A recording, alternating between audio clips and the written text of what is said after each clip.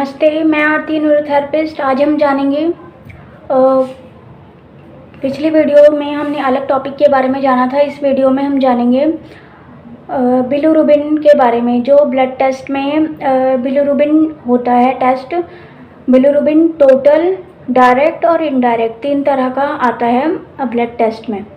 तो आज हम इसके बारे में जानेंगे। बिलिरुबिन एक क्या होता है? बिलिरुबिन एक भूरे पीले रंग का लिक्विड होता है, ब्राउन कलर का और पीले रंग का लिक्विड होता है, जो रेड ब्लड सेल्स आरबीसी यानी कि लाल रक्त कोशिकाओं के टूटने पर बनता है। जब आरबीसी टूटती है तो ये बनता है बिलिरुबिन। यह पदार्थ कहाँ पाया जाता है? लिवर में पाया जाता है ये लिक्विड। ज़्यादातर पाचन के दौरान शरीर से बाहर निकाला जाता है। जो डाइजेशन होता है उसकी जब प्रोसेस पूरी हो जाती है उसके बाद ये बॉडी से बाहर फेंक दिया जाता है, निकाल दिया जाता है। जब नई कोशिकाएं बनती हैं, जो न्यू सेल्स बनते हैं, नए सेल्स, तो ये पुरानी नष्ट हो जाती हैं, पुरानी सेल्स ख़त्म हो जाती हैं और नई सेल्स दोबारा बनती हैं। तो इसका मतलब हर किसी के हर एक व्यक्ति की बॉडी में बिलिरुबिन होता ही होता है, क्योंकि जब आरबीसी टूटेगी तभी ये प्रोड्यूस होगा। तो बिलिरुबिन केवल तब खतरनाक हो जाता है, तब डेंजरस हो जाता है जब वह खून में इकट्ठा होने लग जाता है, जब ब्लड में वो इकट्ठा हो जाता है। बिलिरुबिन का जो हाई लेवल है वो होने से क्या होता है? पीलिया यानी कि जॉन्डिस हो सकता है, जो एक मेडिकल प्रॉब्लम है, स्थिति है, कंडीशन है। पीलिया में जॉन्डिस में क्या होता है? जो त्वचा होती है वो पीले रंग की हो जाती है, यानी कि स्किन पे पीला रंग दिखाई देगा। यह बच्चों में एडल्ट्स में लीवर की बीमारी का संकेत हो सकता है। जिसका ब्लड में बिलिरुबिन बढ़ा होगा, जिस व्यक्ति के, उसका क्या होगा? ये कौन सी बीमारी का संकेत दे रहा है, लक्षण दे रहा है कि इसमें लीवर की प्रॉब्लम है। तो बिलिरुबिन टेस्ट क्या होता है, अब हम इसके बारे में विस्तार से जानेंगे। जो शिशु होते हैं, शिशु यानी बेबीज़ होते हैं, उनमें बिलिरुबिन टेस्ट, जो न्यूबॉर्न बेबीज़ होते हैं, नवजात शिशु, उसमें अक्सर पीलिया हो जाता है, जॉन्डिस हो जाता है जब वो नवजात रहते हैं, क्योंकि शिशुओं का जो लिवर होता है, जो नवजात का लिवर होता है न्यूबॉर्न का, वो शरीर से बिलिरुबिन को हटाने में ज़्यादा एफिशिएंट नहीं होता, कुशल नहीं होता, यानी कि उनका बिलिरुबिन बाहर शरीर से नहीं निकल पाता सही तरीके से। उनके जो फंक्शन है, प्रक्रियाएं हैं, वो ठीक से अभी काम नहीं कर रही होती, कम काम कर रही होती हैं। तो बच्चों में पीलिया का इलाज नहीं किया जाता, यानी कि नवजात शिशुओं में, बेबीज़ में जॉन्डिस का इलाज नहीं किया जाता, ट्रीटमेंट। तो बिलिरुबिन का जो बढ़ना है वो पीलिया के रूप में शिशुओं के लिए खतरनाक हो सकता है, यानी कि बेबीज़ के लिए खतरनाक हो सकता है, नवजात के लिए। शिशुओं के जो टेस्ट के दौरान, शिशुओं में जो टेस्ट होता है नवजात में, वो माता पिता के लिए मूत्र के माध्यम से बिलिरुबिन का परीक्षण करना चुनौतीपूर्ण हो सकता है, यानी कि वो बिलिरुबिन टेस्ट चैलेंजिंग होता है बेबी का करना। तो लेबोरेटरी बच्चे के डायपर में फिट होने योग्य मूत्र संग्रहण बैग, यूरिन कलेक्शन बैग देती है। जो लैब वाले होते हैं वो क्या करते हैं, लेबोरेटरी वाले, जो शिशु के डायपर में फिट हो जाए, वो ऐसा एक फिट होने वाला योग्य मूत्र संग्रह या एक बैग सा देते हैं, थैली सी, यूरिन कलेक्शन बैग देते हैं, जिसे बच्चे को इस बैग को क्या करते हैं, बच्चे के यूरिन वाले स्थान पे लगा दिया जाता है और डायपर पहना दिया जाता है। बिलिरुबिन के जो लेवल होता है, स्तर होता है, उम्र और समग्र यानी कि ओवरऑल हेल्थ को प्रभावित करता है। नवजात यानी कि न्यूबॉर्न के लिए बिलिरुबिन 20 से 25 mg प्रति डेसीलीटर से अधिक होने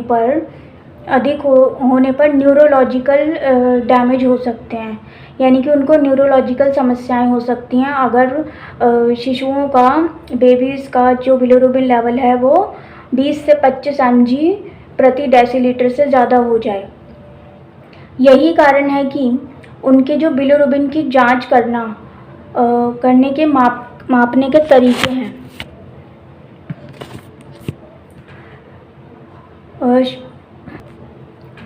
शिशुओं में आमतौर पर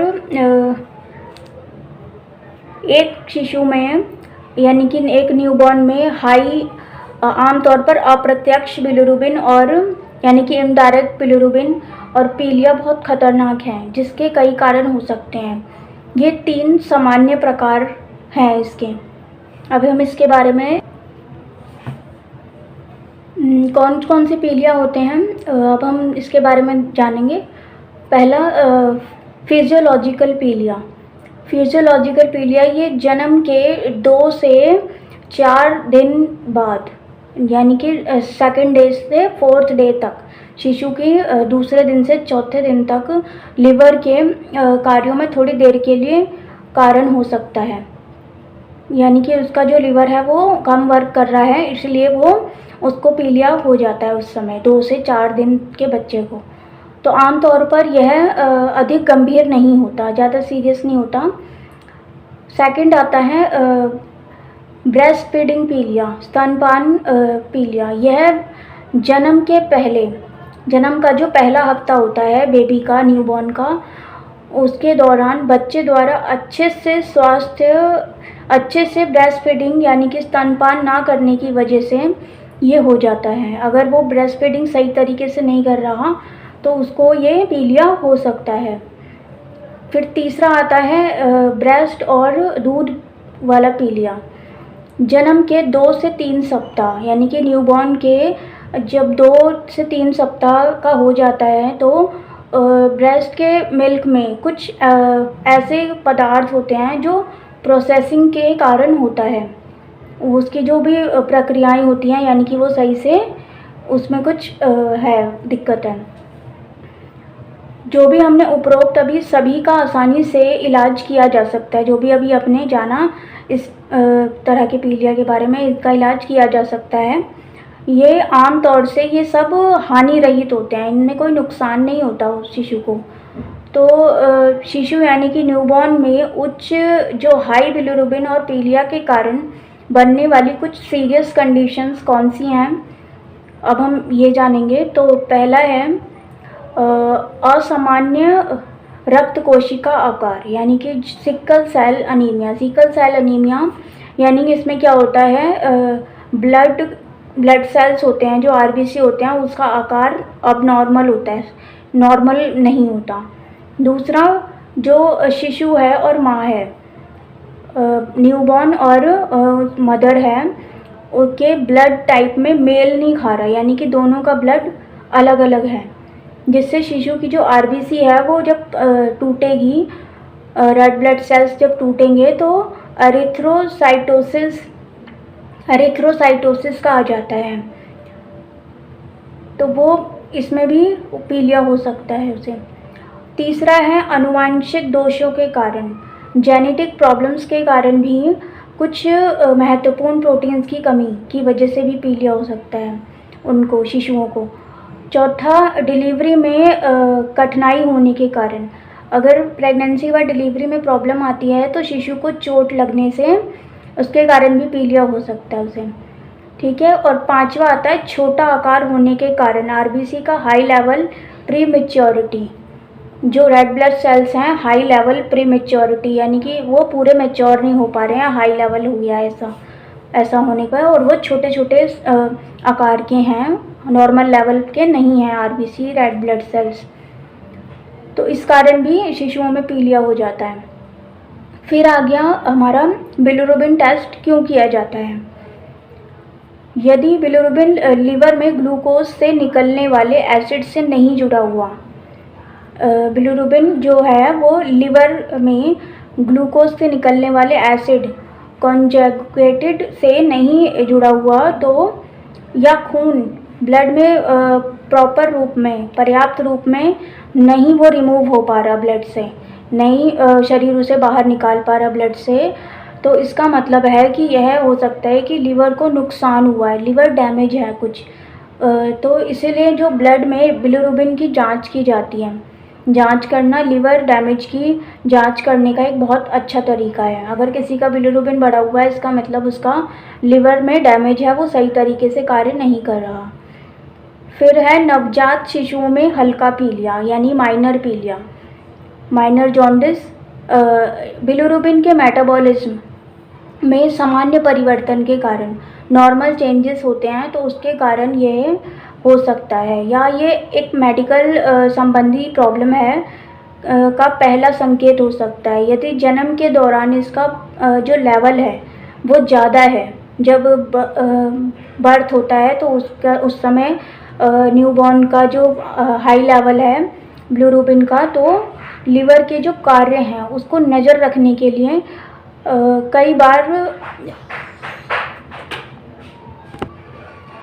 कई बार क्या होता है, बेबीज़ के न्यूबॉर्न के खून की जांच की जा सकती है, ब्लड टेस्ट किया जा सकता है और पता लगाया जा सकता है। फिर नवजात शिशु में पीलिया का इलाज ना करवाया जाए तो ये बेहद सीरियस हो सकता है,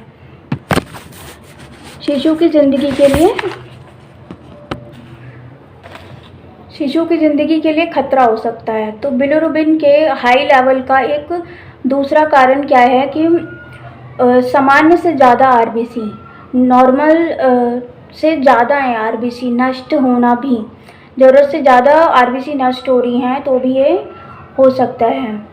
इसे हीमोलाइसिस कहा जाता है। हीमोलाइसिस इसमें क्या है, ज़रूरत से ज़्यादा आरबीसी नष्ट हो रहे हैं। कभी कभी बिलिरुबिन का टेस्ट के पैनल के भाग के रूप में भी मापा जाता है।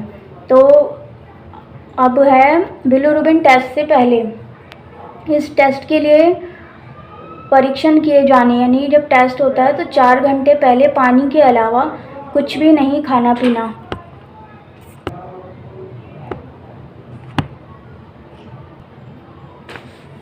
इस टेस्ट के लिए आपको टेस्ट किए जाने के 4 घंटे पहले पानी के अलावा कुछ भी नहीं खाना पीना चाहिए। और लैब टेस्ट के लिए जाने से पहले आप सामान्य मात्रा में पानी पी सकते हैं, पानी ले सकते हैं। टेस्ट से पहले आपको कुछ दवाएं लेने से बचना चाहिए, लेकिन सिर्फ अगर आपका डॉक्टर ऐसा करने के लिए कहता है, उनकी सहमति से, उनके आदेश के अनुसार। तो कुछ ऐसी दवाओं के उदाहरण हैं, इसमें बिलिरुबिन टेस्ट के परिणाम को प्रभावित कर सकती हैं। अब हम जानेंगे कि बिलिरुबिन टेस्ट के दौरान क्या होता है। कुछ मूत्र विश्लेषण यानी कि यूरिन एनालिसिस के माध्यम से किया गया बिलिरुबिन लेवल का जो टेस्ट होता है वो दर्द रहित होता है, लेकिन इसके एक समय प्रतिबद्धता और सतर्कता की ज़रूरत होती है। एक संपूर्ण यानी कि पूरा और सटीक टेस्ट के लिए 24 घंटे पहले, 24 घंटे का जो यूरिन होता है, 24 घंटे के दौरान उस यूरिन को इकट्ठा किया जाता है। जिस दिन आप बिलिरुबिन टेस्ट परीक्षण शुरू करते हैं, उस दिन सुबह का पहली बार किया हुआ जो यूरिन होता है वो प्रयोग ना करें, क्योंकि जो पहला यूरिन होता है सैंपल आमतौर पर अधिक कॉन्सेंट्रेटेड होता है। तो पहली बार यूरिन करने के बाद अपने मूत्र को इकट्ठा करना शुरू करें। मतलब उसके बाद जितनी बार आप यूरिन करते हैं तो टॉयलेट में फ्लश करने के बजाय मूत्र को कंटेनर में इकट्ठा किया जाता है। तो मूत्र को इकट्ठा करने के लिए स्वच्छ और छोटे कप का इस्तेमाल करना है। और इस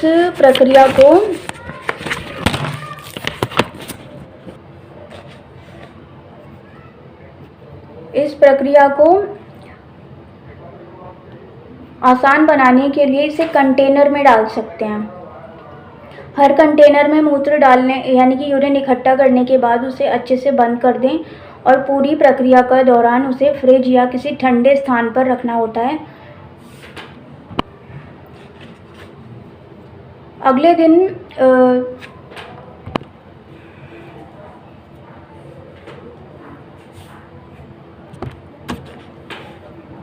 दिन की जो मॉर्निंग होती है उसको पहली बार जो किए जाने वाले मूत्र को इकट्ठा करें और 24 घंटे की अवधि तक उसे इकट्ठा करना है। अंतिम संग्रह है।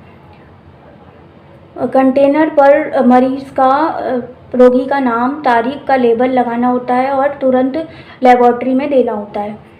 तो उसके बाद बिलिरुबिन टेस्ट के क्या जोखिम होते हैं, कॉम्प्लिकेशंस हैं। यदि बिलिरुबिन की जांच मूत्र टेस्ट से की जा रही है तो आम तौर पर कोई जोखिम नहीं होता। यूरिन से अगर टेस्ट कर रहे हैं तो कोई प्रॉब्लम नहीं है। जब जांच खून के माध्यम से हो रही है तो खून का टेस्ट सैंपल लेते समय उसको हल्का दर्द या चुभन की सेंसेशन महसूस होती है रोगी को। तो ब्लड लेने के लिए लगी हुई जो सुई होती है, सुई से निकालने के बाद ब्लड को हल्की थरथराहट महसूस होती है रोगी को, और जिस जगह सुई डाली जाती है डॉक्टर उस जगह को थोड़ी देर दबा कर रखते हैं ताकि वहाँ पर खून थोड़ा जम जाए, रुक जाए। तो एक पट्टी का इस्तेमाल किया जा सकता है। 10 से 20 मिनट लगाने के लिए आवश्यकता होती है, जिसे वहाँ पर सुई लगाई जाती है। उस दिन वहाँ बाजू में से कोई भारी भरकम काम नहीं करना है जब ब्लड टेस्ट होता है।